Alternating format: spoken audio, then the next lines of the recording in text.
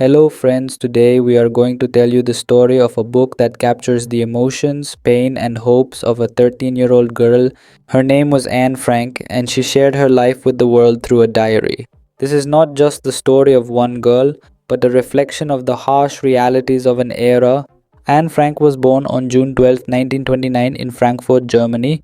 Her father, Otto Frank, was a businessman, and her mother, Edith Frank, was a homemaker, but Anne's childhood was not easy. In 1933, when Hitler took control of Germany, Jewish families like Anne's began to face new difficulties. After Hitler's rise to power, life became unbearable for Jews in Germany. Anne's family had to leave their home and flee to Holland. For a while, the family lived in peace in Holland, but soon the Nazis took control of the country. In 1942, Anne's father, Otto Frank, realized that Holland was no longer safe for their family. He found a hiding place which came to be known as the secret annex. This small space was hidden behind their office. Anne, her family, and a few others stayed hidden there for more than a year. Anne named her diary Kitty. She began writing all her thoughts, feelings, and reflections in it. This diary became her best friend, where she poured out her sadness, dreams, and loneliness. Anne writes, "I want to live, I want to show the world how I dreamed and understood my feelings." Life in the secret annex was not easy. It was like living in a nightmare. They were always afraid of being discovered. Outside there was danger, and inside there was hunger, anxiety, and loneliness. Anne wrote in her diary, "We are alive, but this is not a life worth living." Anne found some solace in a companion, Peter.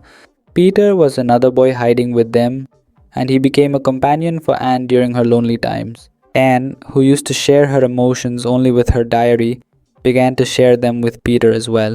However, their relationship also became overshadowed by fear and isolation. In the pages of Anne Frank's diary, we saw the evolving emotions of a young girl.